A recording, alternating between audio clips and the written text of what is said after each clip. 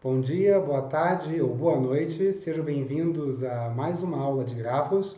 E o roteiro para a aula de hoje, nós vamos ver grafos com pesos, depois caminhos mínimos por esses grafos, depois Dijkstra, a ideia, Dijkstra, o algoritmo e Dijkstra, o próprio. E vai ficar claro para vocês ao longo da aula de hoje o que significa e quem é Dijkstra.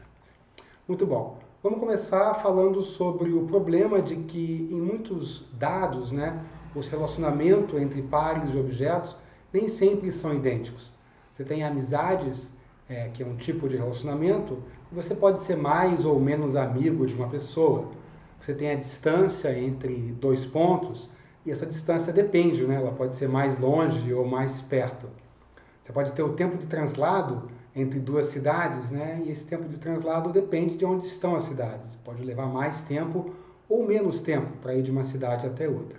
E por último, conteúdo, pensa em páginas web, por exemplo, elas podem ser mais parecidas ou menos parecidas. E a gente vai querer então representar relacionamentos desse tipo, que têm intensidades diferentes. Então a ideia aqui é estender a nossa aresta do grafo, para que ela justamente tenha uma intensidade que caracteriza aquele particular par que a gente está interessado. A gente vai fazer isso usando uma função de peso, eu vou chamar W para weight em inglês de peso, que vai mapear a aresta num número real. Então W, uma função de peso, recebe uma aresta e retorna um número real. Vamos ver um exemplo aqui. Eu tenho um grafo, e esse grafo tem arestas com pesos, e esses números representam o peso de cada aresta. Então, por exemplo, o peso da aresta 2,6 é 7, o peso da aresta 5,6 é log 2, e o peso da aresta 2,4 é 0 e 3,1 é menos 1. Então, repara que os meus pesos aqui podem ser números reais, e como o meu grafo aqui é não direcionado, o par é não ordenado. Então, o peso da aresta 2,6 é igual o peso da aresta 6,2, que nesse caso é 7. Muito bom. E aí, com essa ideia, a gente pode definir comprimento de um caminho num grafo com pesos. Repara agora que minhas arestas têm peso. Então, como é que eu vou definir esse comprimento de caminho, A ideia mais natural é você somar os pesos das arestas que definem o caminho. Então, imagina um caminho P que sai do vértice V1, vai para o V2, V3 e vai até o vértice VK. Eu quero saber o comprimento desse caminho. O que eu vou fazer é basicamente passar pelas arestas do caminho, V1, V2, V2, V3, V3, V4, até VK-1 VK, e somar os respectivos pesos dessas arestas. Então essa equação está dando para a gente exatamente isso. Vamos ver um exemplo. Está aqui o nosso grafo de novo. Eu tenho um caminho P, 1, 2, 6, 7. É um caminho com 3 arestas, 4 vértices, e o peso, o comprimento, desse caminho é 7,1, porque 1, 2 é 2,1, 2, 6 é 1 e 6, 7 é 4. Ok? Muito bom.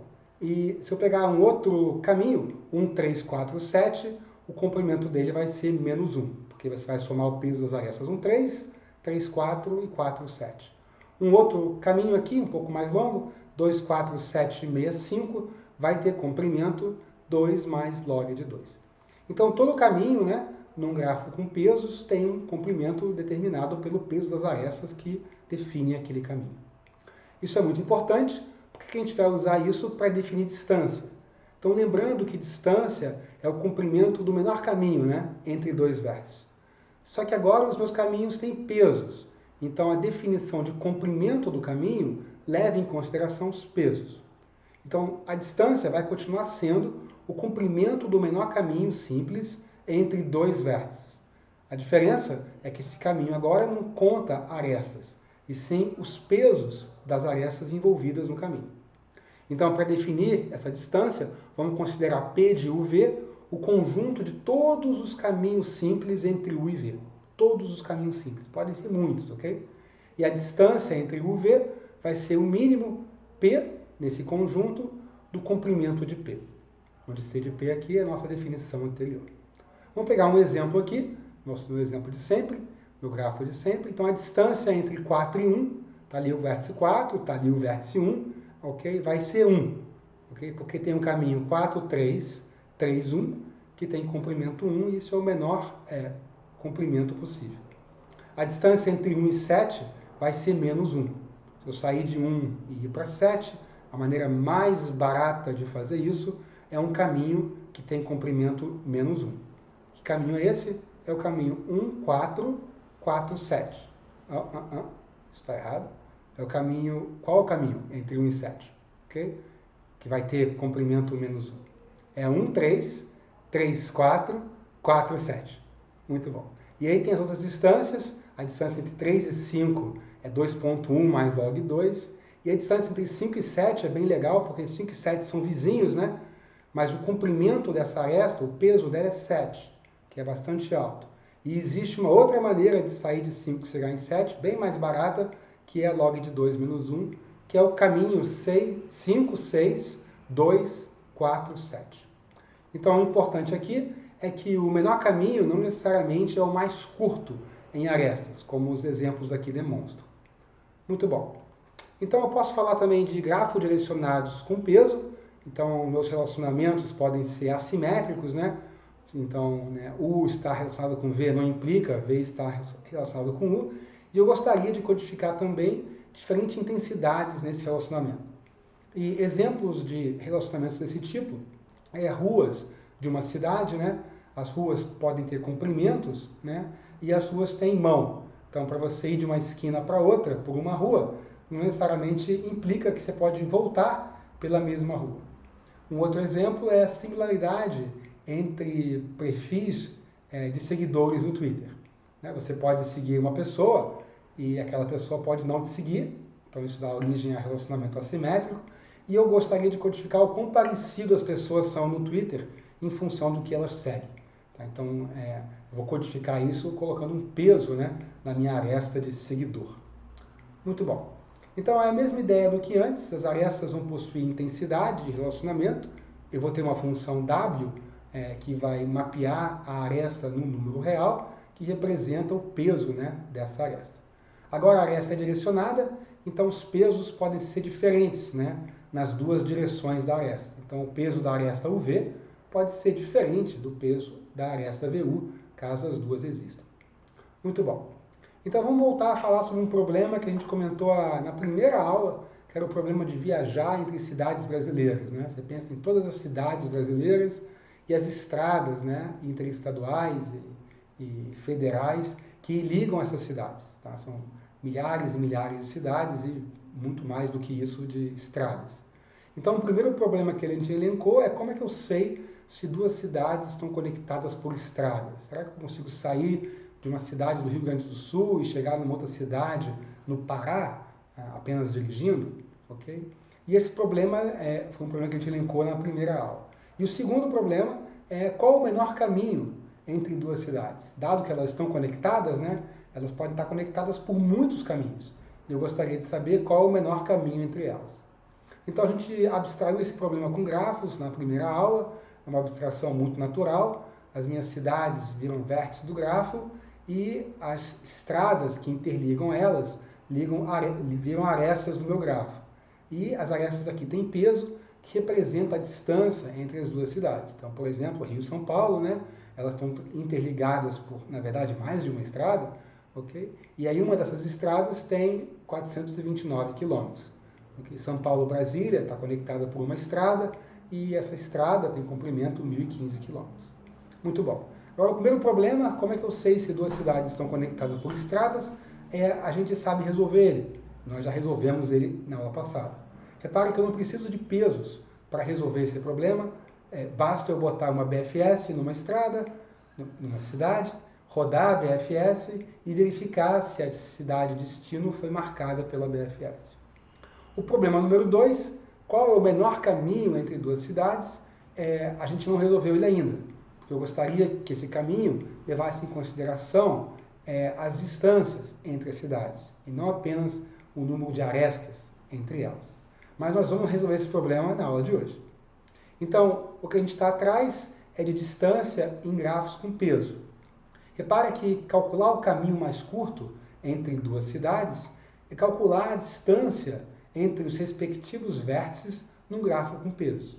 Então a gente vai assumir na aula de hoje que esses pesos são positivos. E eu vou deixar para trás o problema de cidades e estradas e vou trabalhar com a minha abstração, que é um grafo que tem vértices e tem arestas, e essas arestas têm peso. Eu nem vou falar mais de quilômetro, porque a gente não precisa mais disso. Então, dado um grafo G, não direcionado, com pesos, eu preciso determinar a distância em sair de um vértice S e chegar no vértice D de destino. Como é que a gente vai resolver esse problema? Okay? Então, é sempre bom pensar em como que nós resolvemos problemas parecidos para ver se a solução desse problema parecido pode ser adaptada para o problema atual. Então, como é que a gente resolveu o problema quando o grafo não tinha pesos? Bom, quando o grafo não tinha pesos, a gente resolveu esse problema com uma busca em largura, né, que explora os vizinhos, depois os vizinhos dos vizinhos, depois os vizinhos dos vizinhos dos vizinhos, nesta ordem, necessariamente tomando caminhos mínimos até chegar no vértice de destino. Será que a gente não consegue adaptar alguma ideia da busca em largura para resolver esse problema agora que nós temos peso? Okay? Vamos pensar um pouquinho sobre isso. Então, a ideia vai ser partir do vértice de origem, vértice S, expandir os meus caminhos para incluir novos vértices. Então, vamos aproveitar a mesma mecânica da BFS. Vamos sair do vértice original e vamos expandir, incluindo vértices no que eu já conheço, ok? E o problema aqui é em que ordem que eu vou incluir esses vértices. Na busca em largura, nós incluímos os mais antigos primeiro. E isso garantia que a gente tomava caminhos mínimos quando eu meço a distância em arestas, né? Quando o grafo não tem pesos. Isso não vai funcionar aqui, né? A gente viu um exemplo de um caminho mínimo entre dois vértices que era muito mais longo do que a aresta ligando os dois vértices. Então eu não vou poder pegar a mesma ideia da BFS. Então eu preciso definir alguma outra ordem que eu vou explorar os vértices para poder garantir que a gente vai produzir caminhos mínimos. E essa ordem é a ordem que garanta que a gente vai passar por caminhos mínimos. Parece meio um paradoxo, né? Porque o que a gente quer descobrir é isso e vai ser isso a ordem que eu vou usar? Como é que a gente vai resolver esse imbróglio? E é exatamente isso. A gente vai tentar explorar os vértices na ordem que garanta que a gente vai passar por caminhos mínimos. Então eu vou expandir os caminhos mínimos a partir de um vértice de origem, do vértice S, até chegar no vértice D. Eu vou fazer essa expansão de maneira gulosa, explorando sempre os caminhos mínimos que eu conheço até então. Então vamos ver um exemplo. Então tem aqui o meu grafo não direcionado, com pesos. Eu estou interessado na distância de A até G. Okay? Então eu vou começar no vértice A e vou ter que expandir. Então eu começo no A e vou expandir. Agora, eu reparo que para sair de A, eu tenho que passar por algum vizinho de A. Não tem como sair de A e não passar por um vizinho dele. Então, A tem 3 vizinhos, B, D e E. E repara que o peso, o comprimento para chegar em cada um desses vizinhos é diferente. E dos 3, o mais barato é o vértice B, que tem custo 1 para chegar lá. Então, repara que não existe uma maneira mais barata de A chegar em B que não seja passando por essa aresta. Porque qualquer outra aresta que eu tome para tentar chegar em B vai ter um custo maior que essa aresta. Então, naturalmente, né, eu vou ter que incluir o vértice B no meu conjunto de vértices. Porque esse é o vértice que garante o caminho mínimo. Não tem como eu chegar em B mais barato do que isso. Beleza, então eu estou com A e B no meu conjunto e agora eu quero incluir um novo vértice, eu quero expandir um novo vértice. Eu vou aplicar a mesma ideia. Só que agora eu vou incluir o vértice B como sendo um vértice pelo qual meus caminhos podem passar. Então repara que eu posso chegar no vértice E pagando 2. Eu posso chegar no vértice D pagando 1 mais 2, 3. E eu posso chegar no vértice C pagando 1 mais 4, 5. Então desses 3 vértices que eu consigo chegar, o mais barato é o vértice E, que eu pago 2 pegando a aresta AE. Repara que qualquer outra maneira de tentar chegar em E vai ter um custo maior. Então eu vou expandir para o vértice E. Beleza, estou com 3 vértices no meu conjunto. Repara que esses 3 vértices agora chegam em outros 3 vértices, que é o C, o D e o F. Okay? E desses 3, o mais barato que eu consigo chegar é no vértice D, passando pelo vértice B, porque o caminho 1BD tem comprimento 3, e qualquer outro comprimento desses três vértices vizinhos, qualquer outro caminho para esses três vértices vizinhos vai ter comprimento maior. Então eu vou incluir o vértice D, ok? Nesse momento eu sei chegar agora em dois vértices, C e F, e o mais barato vai ser chegando em C, pegando a aresta DB. E agora então eu posso chegar em G e em F, o mais barato vai ser chegar em F e eventualmente chegar em G. E o que a gente acabou de fazer é a ideia central por trás do algoritmo de Dijkstra. O algoritmo de Dijkstra é a implementação eficiente dessa ideia que eu acabei de explicar. Então, como é que a gente vai tornar, né, essa ideia em algoritmo? Então, repare que aí vai ter um loop central, né? A cada passo eu tenho que adicionar um vértice dentro dos vértices que eu já explorei, né? E eu vou precisar garantir que esse vértice que eu estou adicionando tem caminho mínimo, eu tenho um caminho mínimo para chegar nele. Então, vamos ver quais são as ideias para tornar essa ideia em algoritmo. Eu vou manter dois conjuntos de vértices, vértices descobertos e vértices explorados, parecido com aquilo que a gente fez lá atrás com a BFS.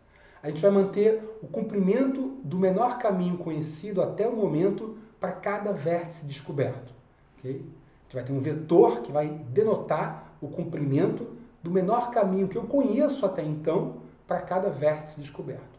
Eu vou adicionar o vértice de menor caminho ao conjunto de explorado, e repara que quando eu adiciono esse vértice, eu posso descobrir outros vértices e descobrir outros caminhos. Então eu vou atualizar as distâncias que eu conheço até o momento, utilizando esse vértice que eu acabei de adicionar ao conjunto dos explorados. Então essa é a ideia e está aqui o algoritmo. Então o algoritmo de Dijkstra tem uma notação que eu estou representando aqui. S vai ser o conjunto de vértices explorados. V é o conjunto de vértices do grafo. WV é o peso da nossa aresta, né? E dist_V é um vetor, e esse vetor é muito importante. Esse vetor ele tem a melhor estimativa da distância de S até V. Então, o vetor, a posição V é um vértice, e nessa posição, nesse valor desse vetor, tem um valor de distância, a melhor estimativa para a distância do vértice de origem até o vértice V. Quando o vértice V se torna um vértice explorado, esse vetor, então, passa a ter, de fato, a distância de S até V. Okay? Antes de V ser explorado, esse vetor tem uma estimativa da distância. O menor caminho que eu conheço, o comprimento do menor caminho que eu conheço até então para o vértice V. Beleza, então vamos ver o algoritmo. A linha 2 e 3 inicializa esse vetor para todos os vértices com infinito, porque eu não sei chegar em ninguém, então a distância de S, que é o vértice de origem, a qualquer outro eu vou chamar de infinito. Eu vou definir o conjunto de explorados como sendo vazio. Eu vou definir a distância de S para ele mesmo como sendo zero e vou entrar num loop. Enquanto o conjunto de vértices explorados não for igual ao conjunto de vértices do grafo, eu vou selecionar um vértice que ainda não está no conjunto de explorados, então V menos S, né? É um vértice que não está no conjunto de explorados, e esse vértice U que eu estou escolhendo é escolhido de maneira que dist de U é mínima entre esses vértices desse conjunto V menos S. Então eu vou adicionar esse vértice U ao explorado, ok? E aí, para cada vizinho V de U, eu vou fazer o seguinte: se a distância que eu conheço para esse vértice V é maior do que a distância que eu conheço até U, mais o peso da aresta UV, opa, se a distância é maior, então eu acabei de encontrar uma distância menor. Uma distância que passa pelo vértice U e pela aresta UV. Então eu atualizo a distância até o vértice V com a distância até o vértice U mais o peso da aresta UV. Então eu vou fazer isso repetidas vezes até o algoritmo terminar. Então aqui tem uma execução do algoritmo para a gente entender como ele funciona. Essa tabela aqui embaixo indica o conjunto de vértices explorados, que está crescendo, né? E os vetores de distância passo a passo no algoritmo. Ok? Então, de novo aqui eu vou começar do vértice A e vou rodar o algoritmo de Dijkstra nesse grafo. Então, repare que no passo 0, o conjunto explorado é vazio, d de A é 0, porque eu comecei nesse vértice, e todos os outros é infinito. Então, no primeiro passo, eu vou tirar o vértice de menor valor desse vetor que ainda não foi explorado, que é o vértice A, ok? Então, eu vou tirar esse vértice, vou vou tornar ele explorado, boto ele no conjunto S, e vou considerar agora os vizinhos dele. E repara que a distância para chegar em B vai ser a distância para chegar em A, que é 0, mais o peso da aresta AB, que é 1. E 1 é menor que infinito, então o infinito vira 1. A mesma coisa acontece com o vértice D, ok? Porque a distância para chegar até ele vai ser 0 mais 4, que é menor que infinito, então vai atualizar. E a distância para chegar do vértice E é infinito, né? Antes de fazer essa consideração. E aí, 0 mais 2 é 2, que é menor que infinito. Então, repara que eu atualizo, né, o comprimento dos caminhos para os vizinhos do vértice que eu acabei de explorar, que é o vértice A. Então, no passo 2, vou pegar o mínimo, né, entre 1, 4 e 2. E o mínimo entre 1, 4 e 2 é 2. Então, o próximo... entre 1, 4 e 2 é 1. Então, o próximo vértice que eu vou explorar vai ser o vértice B de bola, ok? Quando eu pego o vértice B, eu vou passar pelos vizinhos dele. E repara que D de dado é vizinho do vértice B de bola. Então, o que eu vou fazer? Para chegar em B, eu tenho um custo que é 1. A aresta BD é 2. 1 mais 2 é 3. E 3 é menor do que 4. Então, eu acabei de descobrir um caminho mais curto para sair de A e chegar em D de dado, que é 3. Então, eu vou atualizar essa distância. E repara que o vértice C, que eu tinha uma distância infinita para ele, vai ter uma distância agora de 5. Por quê? Porque é a distância de A até B, que é 1, mais essa aresta BC, que é 4. Então, 4 mais 1, 5. Beleza. No passo 3, eu vou agora sim pegar o mínimo desses 3 números, 5, 3 e 2, e o mínimo desses 3 é 2. Então, o vértice E vai ser o vértice que eu vou inserir no conjunto explorado. Ok? E repara que quando eu insiro o vértice E, eu vou agora passar pelos vizinhos de E, que é D e B, os vizinhos ainda não explorados dele, ok? E vou atualizar as distâncias. Eu não conhecia nada para D e F, né? Desculpa, D e F. E aí eu não conhecia nada para F, então F vai cair de infinito para 5, e para D, né, eu já conhecia um caminho de comprimento 3. Então repara que agora, né, esse caminho via E é 2 mais 2, 4, então eu não vou atualizar, porque eu já sei um caminho de comprimento 3 para chegar no vértice D de dado. Beleza. Então o próximo vértice a ser explorado é o menor desses números, que é o vértice D de dado, que é 3. Okay? Então eu vou inserir no conjunto explorado e vou fazer por diante. Então vocês fazem aí até o final, e no final a gente vai ter esse conjunto de vértices explorados, e a ordem que eles entraram para esse conjunto é dado por essa ordem que está no conjunto. Muito bom. Uma analogia muito legal para o algoritmo de Dijkstra é o seguinte: imagina construir o grafo com bolas, ok? E com cordas. Então, cada vértice do meu grafo é uma bola. E as arestas vão ser representadas por cordas, ok? Que tem comprimento igual ao peso da aresta. Agora eu jogo o grafo no chão, ok? Eu pego a bola, que é o vértice inicial, que nesse caso é o vértice A. E aí eu levanto o grafo devagarzinho do chão, segurando pela bola A. A primeira bola a sair do chão vai ser a bola B, porque a corda até ela é a mais curta. Se eu continuar levantando isso, a próxima bola a sair do chão vai ser a bola D, porque é o segundo caminho mais curto.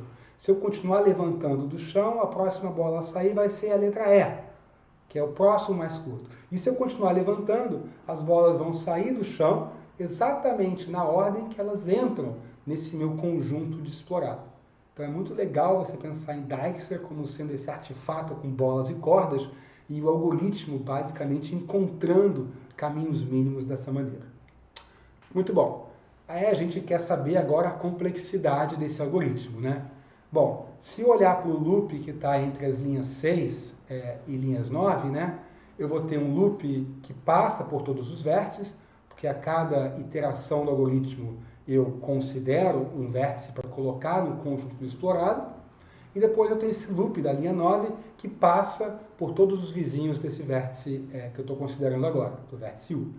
Então repara que eu estou basicamente passando por todas as arestas do grafo. Então a complexidade vai ser pelo menos passar por todas as arestas do grafo. É claro que na linha 2 e 3 eu estou inicializando, então eu pago o preço de número de vértices do gráfico para inicializar aquele vetor. Agora o problema está em selecionar o vértice U no conjunto V-S, tal que a distância de U seja mínima. Então como é que a gente vai fazer isso de maneira eficiente? Bom, uma maneira de fazer isso é percorrer o conjunto V-S, ok? E extrair o mínimo. Se eu fizer isso, eu vou pagar um preço que é proporcional a N, né? Para percorrer esse conjunto. Então, se eu fizer isso, a complexidade do algoritmo vai ser N ao quadrado, né? A da ordem de N ao quadrado. Tá? Por quê?